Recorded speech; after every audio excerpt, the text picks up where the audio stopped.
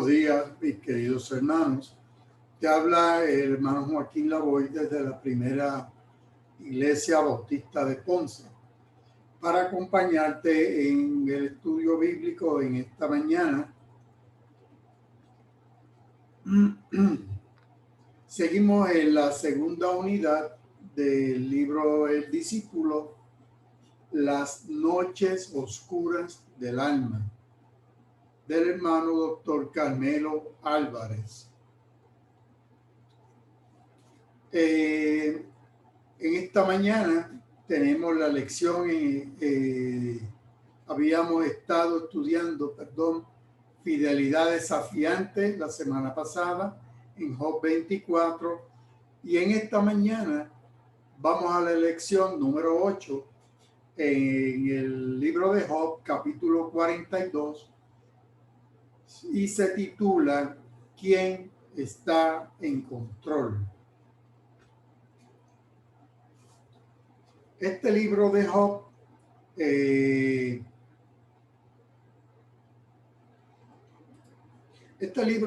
es sobre todas las cosas un gran poema teológico.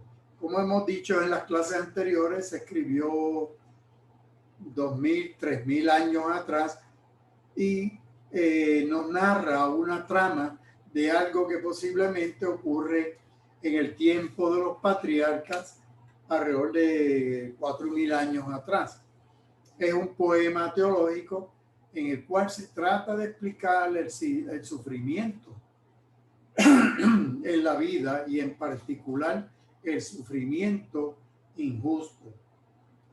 Al final, Job reconoce que Dios es el que está en control. Ante lo que es injusto, Job hace un reclamo.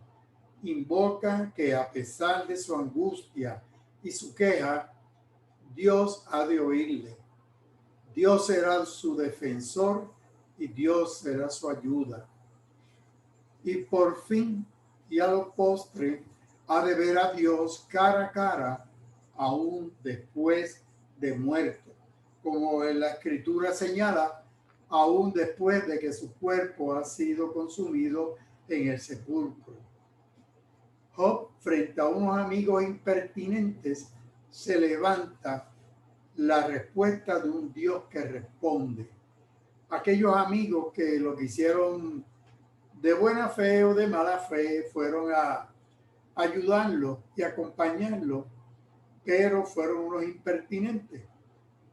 Y se levanta la respuesta de ese Dios que responde. Vamos a analizar la Escritura. El texto bíblico en esta mañana lo encontramos en Job, capítulo 42, de versos del 1 al 10, aunque iremos primero al capítulo 40. El capítulo 40, verso 2, dice de la siguiente manera: ¿Te parece sabio discutir con el Todopoderoso?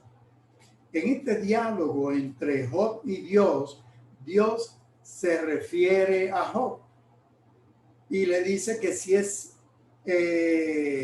sabio pelear con el Shaddai, con el Todopoderoso, que el que discute con Dios tiene que responderle a Dios.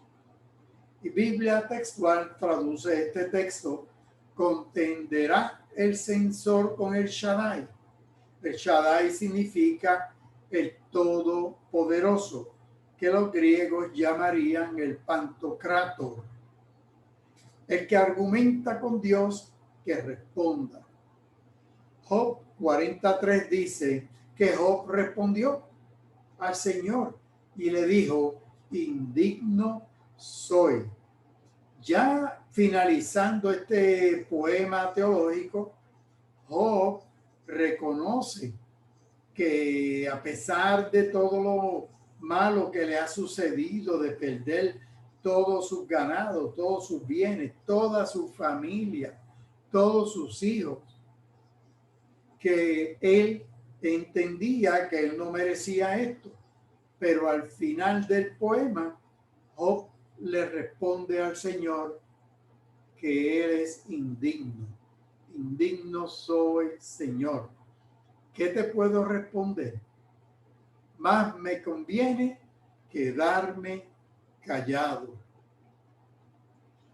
Y en el verso 46 dice que entonces el Señor le respondió a Job desde el torbellino, desde ese remolino de viento, desde aquella nube, desde allí le respondió el Señor. Distinto a Elías, que le respondió con un silbido, no le respondió en medio de la tormenta, en medio del terremoto, sino en medio de un silbido apacible, suave.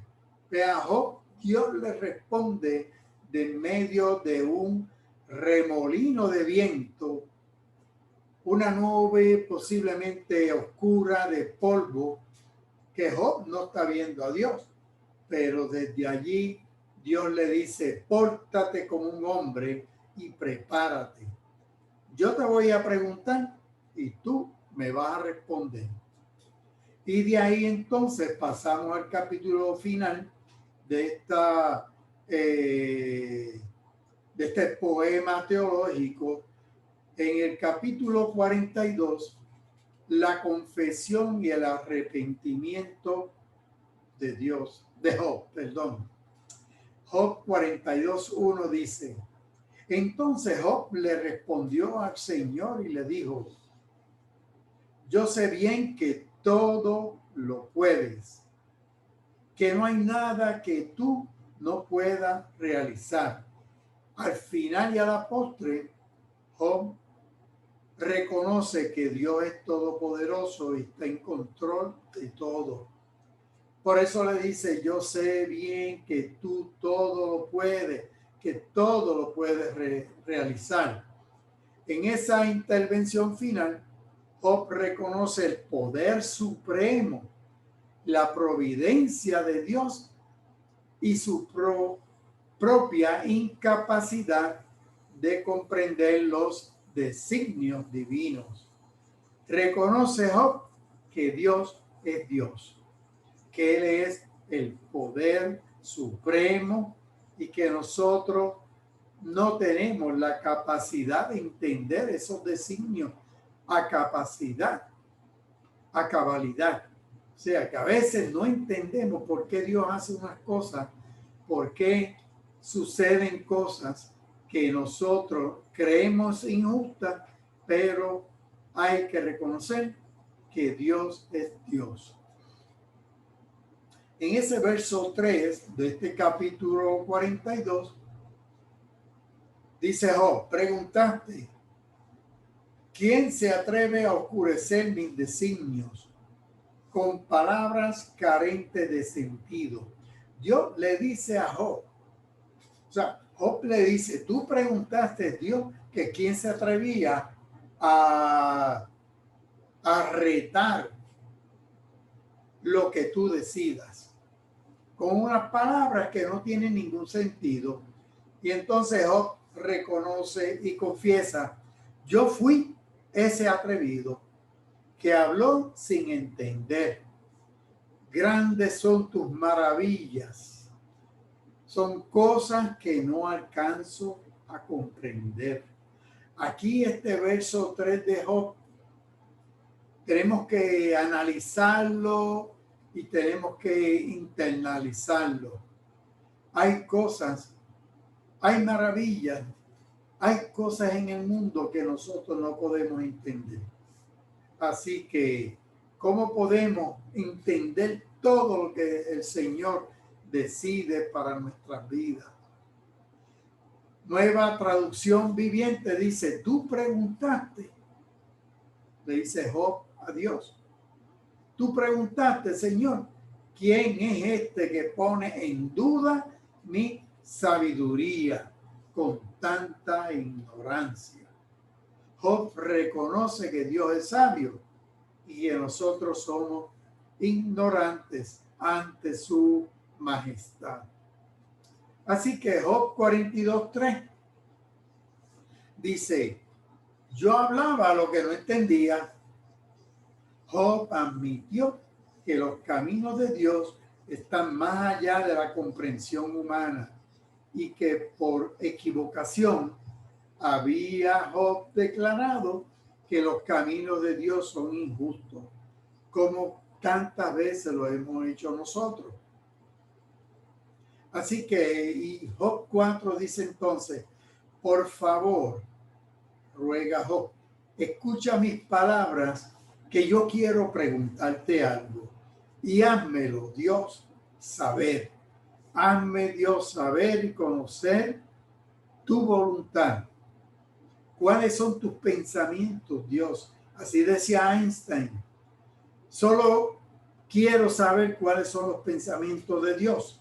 Lo demás son cosas diminutas. De oídas te había oído, dice el verso 5, mas ahora mis ojos te ven.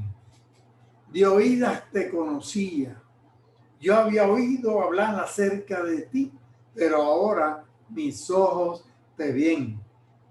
En este momento, Job entonces alcanza como diríamos, un encuentro personal con Dios. Él había oído hablar de Dios, sabía la teología envuelta. Sus amigos, los amigos le habían hablado del Dios que retribuye y le habían predicado la doctrina de la retribución, en donde al bueno se le retribuye con algo bueno, al malo se le retribuye con algo malo.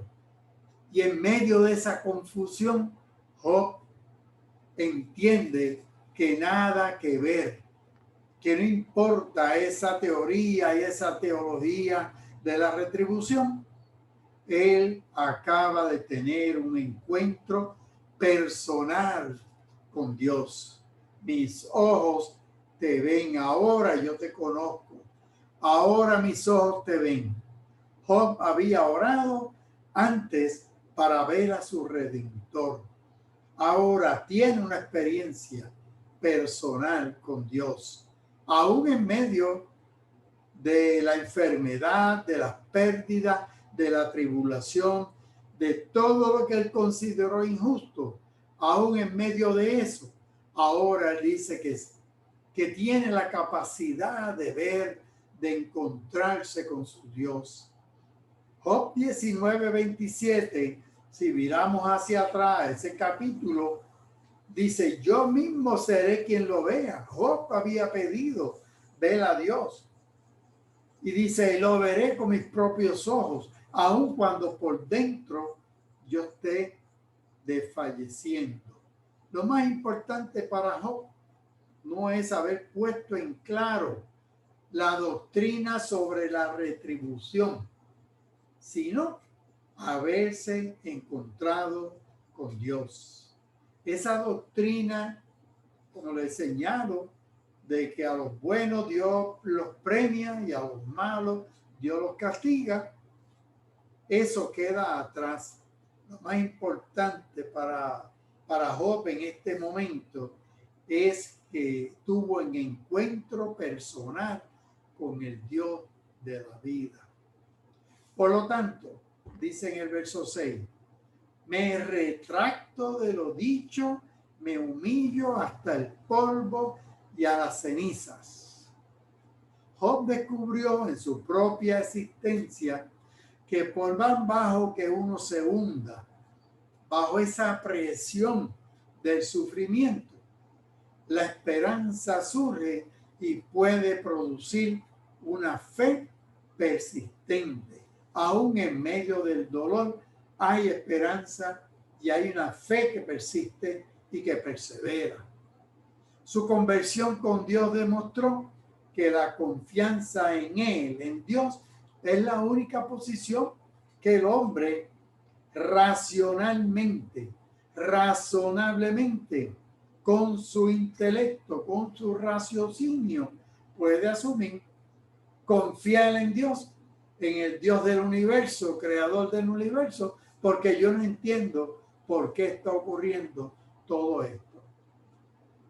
Verso 7, entonces dice Job, cuando el Señor terminó de hablar con Job, le dijo a Elifaz, estoy muy enojado contigo y tus amigos, porque a diferencia de Job, ustedes tienen un concepto erróneo o equivocado de mí. Así que le dice el Señor a Elifaz, no habéis hablado de mí lo que es recto. El Señor condenó a los amigos de Job por su errada teología de prosperidad y teología del sufrimiento, evidente en sus acusaciones con Job. Los buenos prosperan, los malos sufren, y esto no se dio con Job. Enseñaban un principio retributivo de que la prosperidad y el sufrimiento, que los justos siempre son bendecidos y que los malos siempre sufren la adversidad. Exhortaron a Job a admitir un pecado que Job no había cometido para que escapara de su sufrimiento y recibiera la bendición de Dios. Verso 8. Pero tomen ahora 7 becerros, 7 carneros, preséntense ante mi siervo Job y ofrezcan un holocausto por ustedes. Job, mi siervo, rogará por ustedes. Qué interesante, ¿verdad? De hecho, 7 es el número perfecto y ya vamos a ver cómo Balaam, Dios le pidió. Y Balaam en el verso 1 de Números capítulo, el libro de Números, capítulo 23, Balaam le dijo a Balaam, levanta aquí 7 altares, prepárenme 7 becerros y 7 carneros. O sea que esto es una fórmula que se transmitía de generación en generación. Tomen ahora 7 becerros y 7 carneros, le dice Dios a Elifaz, y que mi siervo ofrezca un holocausto, un sacrificio por ustedes. Job, mi siervo, rogará por ustedes. Qué interesante. Ahora Job le toca orar por estos amigos ingratos que lo que hicieron fue acusarlo. Claro, para ser honesto y ser con ellos equitativo, vamos a decir. Era la teología que se entendía.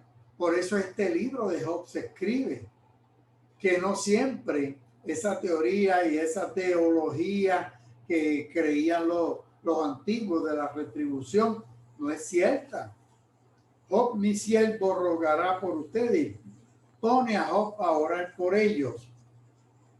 Así que ustedes no quedarán avergonzados por no haber hablado de mí correctamente como lo hizo Job. Entonces Elifaz, Zofar y Bildad hicieron lo que el Señor les ordenó, y el Señor aceptó los ruegos de Job por sus amigos. Qué interesante, qué bello, qué bonito. Cómo el Señor, cuando oramos por nuestros enemigos, porque en este momento estos disque amigos, entre comillas, eran enemigos.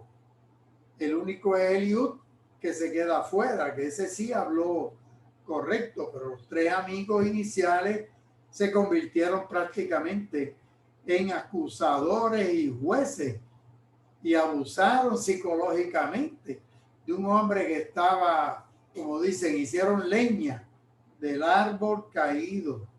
Sin embargo, Dios levanta a Job y lo pone a orar por ellos. Y el Señor entonces aceptó los ruegos de Job por sus amigos. Después de que Job rogó por sus amigos, el Señor entonces sanó.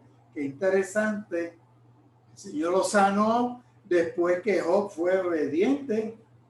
Usted que Job fue obediente a Dios y, como diría el Señor, puso la otra mejilla, caminó la otra milla con sus amigos. El Señor entonces lo sanó de la lepra o de la condición de la piel que tenía. Entonces también aumentó al doble todo lo que había tenido Job. Todos los ganados que él había tenido, las cantidades, si uno lee los primeros capítulos de Job y lee estos capítulos, ve que se dobla todas las riquezas que tenía Job en ganados. Dice el verso 11 que entonces los hermanos, las hermanas y la gente y todos los conocidos lo visitaron y comieron con él. Qué bueno, ahora cuando Job está restaurado, pues vienen los hermanos y los amigos. Mientras tanto, si uno lee los primeros capítulos de Job, dice que todos huyeron, se fueron, lo abandonaron, lo dejaron solo, porque creían y entendían que todo lo malo que le pasaba a Job era porque era pecador, porque era malo y tenía cosas malas ocultas. Todos ellos compartieron su dolor y lo consolaron por todo el mal que el Señor lo había dejado sufrir. Mira cómo lo expresa palabra de Dios para todos. PDT es palabra de Dios para todos, establece y traduce que lo consolaron por todo el mal que el Señor le había dejado sufrir. No que el Señor le envió, como traducen otras versiones, sino que Dios permite, porque mientras estemos en este cuerpo de muerte, como decía el apóstol Pablo, vamos a sufrir enfermedad, vamos a sufrir tribulación, vamos a sufrir males, dolores, calamidades. Cada uno le llevó a Job una moneda de plata y un anillo de oro. Le llevaron bienes materiales para que Job pudiera ser el gran patriarca que era en el pasado. Nueva Traducción Viviente lo traduce de la siguiente forma. Entonces todos sus hermanos, hermanas, anteriores amigos vinieron, festejaron con él en su casa. Lo consolaron, lo alentaron por todas las pruebas que el Señor había enviado en su contra. Las pruebas que el Señor había enviado en su contra. Cada uno de ellos le regaló dinero y un anillo de oro. Así que lo malo que nos ocurre son pruebas que el Señor envía según Nueva Traducción Viviente, según palabra de Dios para todos. Son males, pruebas que el Señor permite. Así que en el verso 12 dice, y el Señor bendijo a Job con mayores riquezas que las que tuvo al principio, pues llegó a tener 14,000 ovejas, 6,000 camellos, yuntas, bueyes, asnas. Si buscamos los primeros capítulos, veremos que se dobla todo, que este es el doble de todo lo que él tenía, menos de los hijos, porque los hijos eran 7 hijos y 3 hijas. Aquí es interesante el nombre de las hijas. Dice en el verso 14 que la primera de ellos se llamó Yemima o Yemimá, que la segunda que Silla y la tercera Keren-Hapuk. Estos 3 nombres son bien significativos y los vamos a entrar porque establecen y reflejan cuando Job es restablecido, el Job que es levantado de la aflicción. Dice palabra de Dios para todos que Job llamó a la primera hija Paloma, que a la segunda Canela y a la tercera Bonita. De hecho, más adelante dice que eran mujeres hermosas. Así que Job tiene por hija una paloma, una que de un aroma agradable, una que es bonita. Paloma, me imagino, debe ser por el carácter dócil, afable, bello que tenía esta muchacha. Yemaima o Yemima, luz del día, después de su noche oscura, después de esa noche oscura del alma que acaba de pasar Job, ahora tiene una hija que él le puede llamar luz del día, la luz del día o paloma. A la otra le llama cesia o casia, canela, es una hierba aromática de un olor agradable en lugar del olor putrefacto ofensivo de las úlceras que él tenía. O sea que ahora Dios lo levanta y le da una otra hija que él le llama canela, por llamarle un olor agradable de una aroma como el incienso. Y a la última le llama Keren Hapuk, cuerno de estivio. Es una tinta. Esto es una tinta con que las mujeres se coloreaban los párpados, en contraste al cuerno contaminado de polvo de Job que nos menciona en Job 16:15. Los nombres de estas tres muchachas reflejan la hermosura de esas hijas de Job. Amor, fragancia y belleza, que surge ¿de dónde? De nuestras penas, que aún en el dolor, en la tribulación, puede surgir amor, puede surgir fragancia, puede surgir belleza. Y eso lo hemos experimentado en tantos años en el Evangelio, cuando hemos ido a visitar hermanos que están en el lecho, moribundos por un cáncer que los está consumiendo, cómo de ellos emana un amor, una fragancia y una belleza que suben allá a donde está el Señor, al trono de la gracia, que en medio de nuestras penas puede haber paz de una paloma, puede haber un olor agradable como la corteza de canela y como un pomo de cosmético que embellece nuestras vidas. Así que en la antigüedad las mujeres se pintaban más los ojos que los mismos labios. Job, interesantemente, Job le dio a esta muchacha herencia entre sus hermanos, lo cual probablemente no era una práctica común en esa época patriarcal. No había en toda la tierra, termina el verso 15 diciendo que había mujeres tan hermosas como las hijas de Job. Y Job les dio herencia, lo mismo que a sus hermanos, por partes iguales. Y esto no era lo usual. Job pudo ver a todos sus hijos, a sus nietos, a sus bisnietos, hasta la cuarta generación, pues llegó a vivir 140 años. Y cuando Job murió, era ya muy anciano.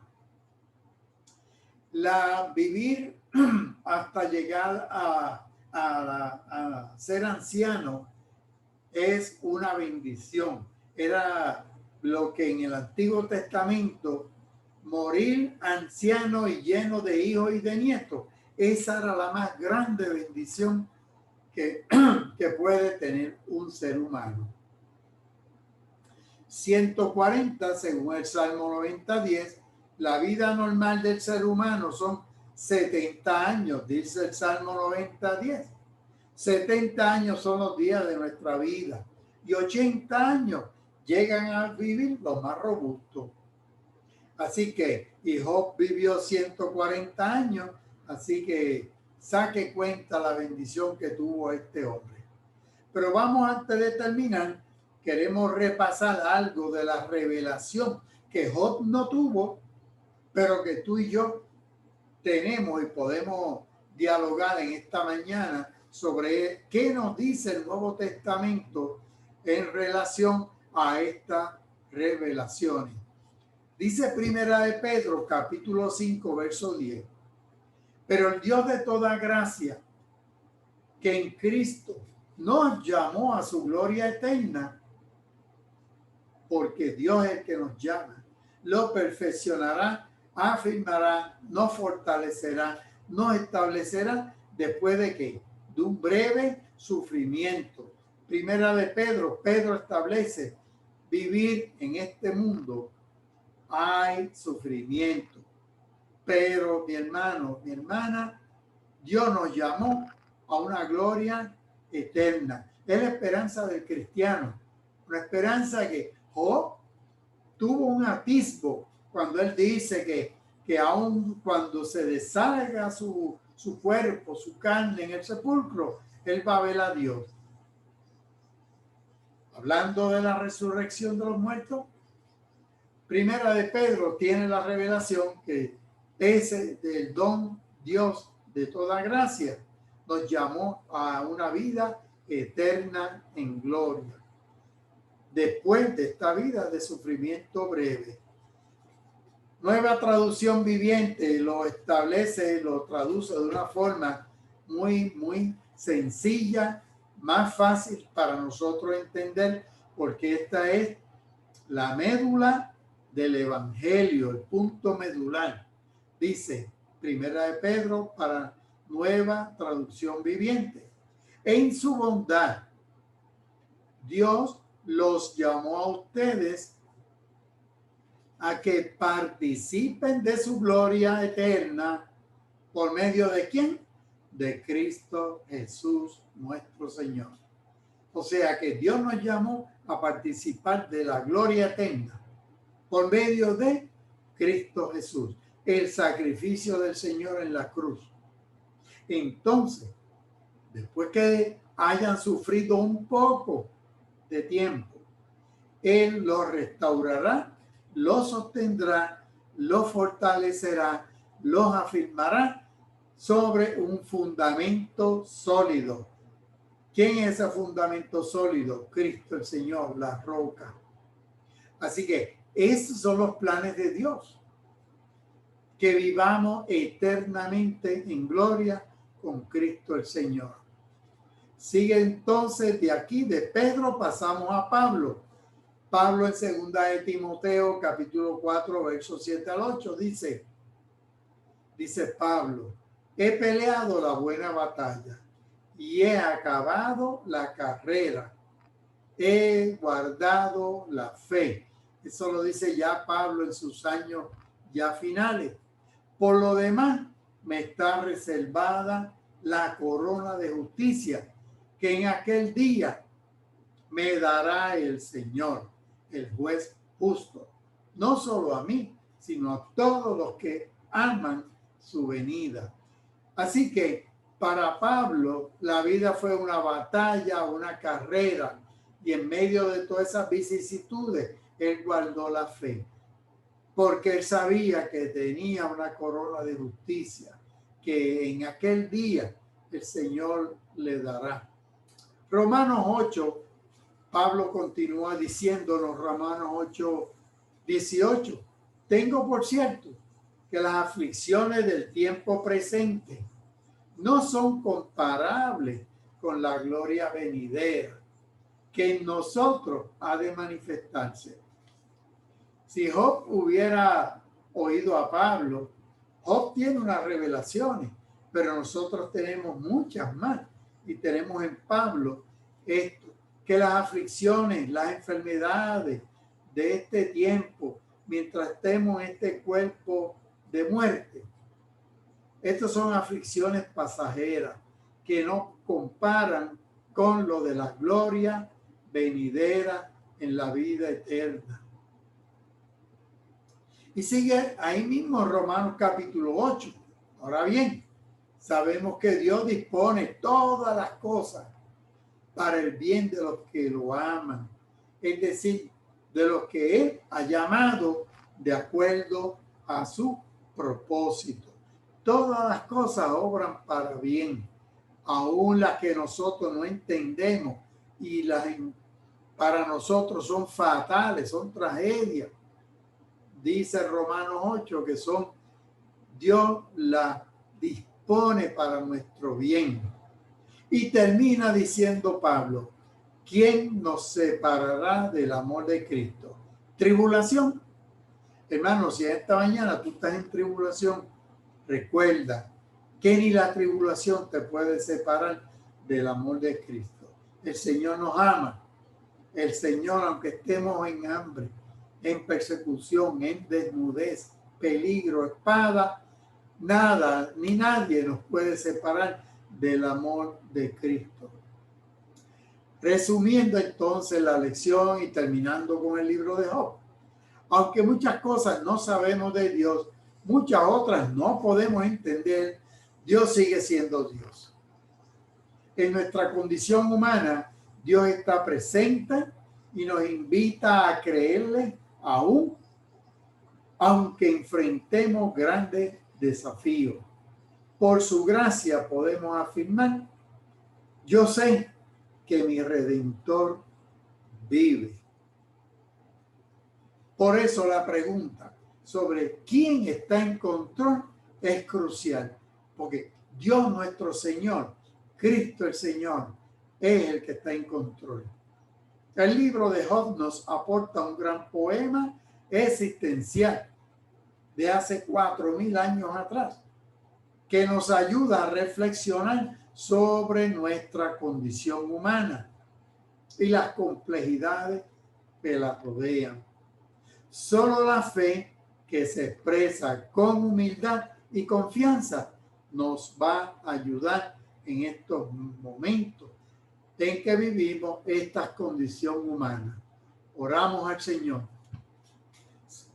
Oh Dios, permite que el don del discernimiento nos ayude a caminar en tus caminos para buscar la verdad, Señor.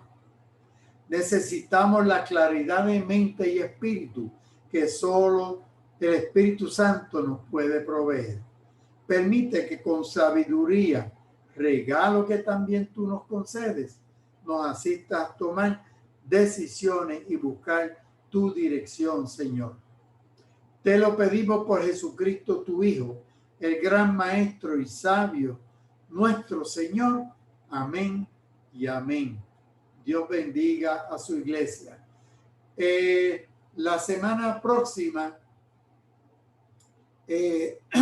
comenzamos entonces la tercera unidad y se titula esa tercera unidad Visiones de Esperanza, también por el doctor hermano Carmelo Álvarez. Y la lección 9 de esa unidad es un lugar de paz. Y vamos a ir a leer Ezequiel capítulo 43, versos del 1 al 12. Un lugar de paz. Me despido de ustedes desde la primera iglesia bautista de Ponce. Les habló el hermano Joaquín Lavoy. Bendecidos sean todos los miembros de la iglesia y el pueblo de Dios en toda la tierra.